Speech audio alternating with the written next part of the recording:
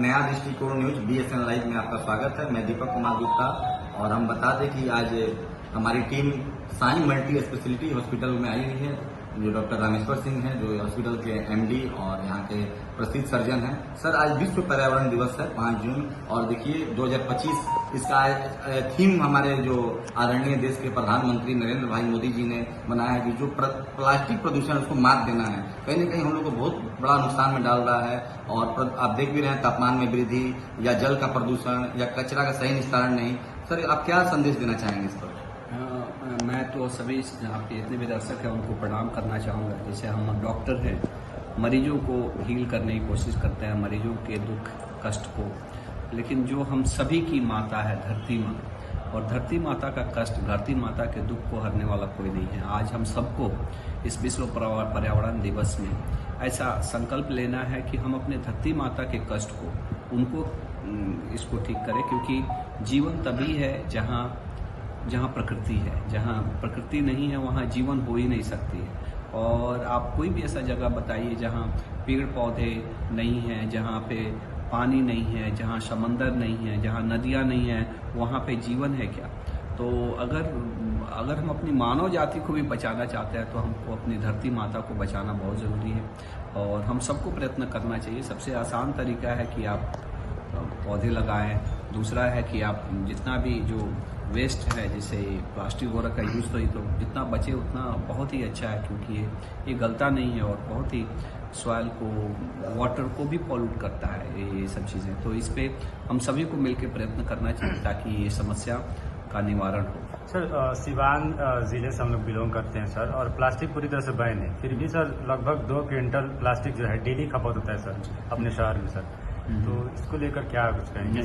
इसके लिए तो एक तो जागरूकता भी होनी चाहिए और दूसरा चीज़ की कहीं ना कहीं लॉ के लोग भी हैं, जो कानून के लोग हैं, उनको भी ये देखना चाहिए। लेकिन अब क्या कहिए, सब जगह अगर कानून है तो उसको इम्प्लीमेंट भी करना, क्योंकि ऐसा नहीं है कि मर्डर आप कोई कर दे रहा है तो आज मर्डर कर रहा है, कल उसको ये हो रहा है। लेकिन ये भी एक तरह से देखा जाए तो हम अपने नस्लों का मर्डर कर रहे हैं जी। अगर आने वाली जनरेशंस का हम मर्डर कर रहे हैं, अब चूंकि तुरंत इसका दिक्कत दिखता नहीं है, इसलिए सभी लोग लापरवाह रहते हैं। जो आम आदमी, हम भी लापरवाह हैं, आप भी लापरवाह हैं और प्रशासन भी लापरवाह है। लेकिन कोई भी, अब इसीलिए ना हम लोग इतना ये रहते तो सरकारों को, प्रशासन को क्यों चुनते?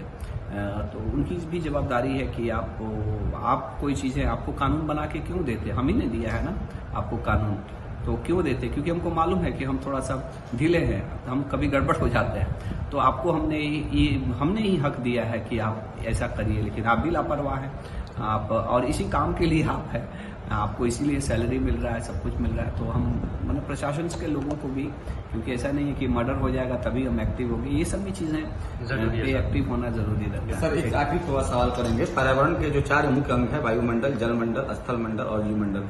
आप सर प्रसिद्ध डॉक्टर हैं और अपने मल्टी स्पेशलिटी का यहाँ देखिए तो लगभग 7-8 साल से यहाँ पर स्थापना करके आप बहुत सफल चला रहे हैं और भी यहाँ बड़े बड़े हॉस्पिटल है। लेकिन सर, एक बहुत बड़ा कंप्लेन आता है हम लोग के नगर परिषद के द्वारा, यहाँ राह चलते जनता के द्वारा, कि हम आगे मोड़ पर जो मेडिकल वेस्ट है, जिसको आप लोग को रोड पर नहीं फेंकना है, हम आपको ही नहीं कर रहे हैं, बहुत लोगों को बोल रहे हैं कि सर आमतौर पर देखा जाता है तो बहुत तरह का कचरा, रुई और भी तरह का बहुत मेडिकल वेस्ट पड़ा रहता है। उसके लिए सर आप क्या कहना चाहेंगे? सभी देखिए, एक्चुअली मेडिकल वेस्ट तो कहीं भी, जो भी क्वालिफाइड डॉक्टर है, किसी का मेडिकल वेस्ट ऐसा होता नहीं है। सबका उसके लिए भी पैसा लेती है सरकार। सरकार का आदमी पैसा लेता है, हर आदमी। जैसे हमारा हॉस्पिटल है ना, हमको लग रहा है कि कम से कम 8-10 हज़ार रुपया, लेकिन उन लोगों की तरफ से भी लापरवाही है कि माल तो ले लिए, जैसे म्युनिसिपैलिटी वाला कैसे हमारे पे खैरात करता है क्या? हमसे पैसा लेता है, हम उसके कस्टमर हैं एक्चुअली, लेकिन वो पैसा भी लेता है, दादागिरी भी करता है, काम भी नहीं करता है। तो ये तो इसीलिए सभी लोग चाहते हैं कि सरकारी नौकरी मिल जाए, कि माल भी खाएंगे और दादागिरी भी करेंगे जी। तो ये चीजें थोड़ा देखना है एक्चुअली। इसमें केवल आप डॉक्टर का कैसे दोष दे सकते हैं? आप समझ पा रहे होंगे, 10,000 रुपया देने के बाद से इसके लिए अलग से म्युनिसिपैलिटी का तो चाहवा जो टैक्स देना है, वो जो दादागिरी टैक्स देना है, वो तो अलग है। ये सब दादागिरी टैक्स देने के बाद से भी जवाबदार कौन? जवाबदार कौन? जनता। और इसीलिए सबको सरकारी नौकरी चाहिए। जनता को जागरूक होना पड़ेगा ये बात को समझने के लिए। जो भी अधिकारी हैं ये आपके सेवक हैं, जी ये आपके शासक नहीं है। और ये जब उनको भी ये समझना हो, जब वो ये भावना आएगी तो ये एक दिन में कचरा साफ हो जाता है जी। अब कुछ लोग जो नहीं है रजिस्टर्ड, तो उनके कचरे जाते होंगे, लेकिन जो रजिस्टर्ड डॉक्टर हैं अगर वो फेंक भी रहे हैं तो इसमें भी सरकार की गड़बड़ी है, क्योंकि उसका अलग से वो पैसा ले रहा है, पैसा लेने के बाद से भी वो अपना काम नहीं। चलिए, तो बहुत अच्छी जानकारी दी हमको डॉक्टर रामेश्वर सिंह जी ने कि हम लोग जितने भी हॉस्पिटल्स हैं, बड़े वाले मल्टी हॉस्पिटल या छोटे हॉस्पिटल, यानी उसको अलग से टैक्स दे रहे हैं म्यूनिसिपैलिटी को, जो आपका बिल्डिंग टैक्स है, हॉस्पिटल टैक्स, उसके अलावा दे रहे हैं। लेकिन कहीं न कहीं नगर परिषद की यहाँ बहुत घोर लापरवाही है।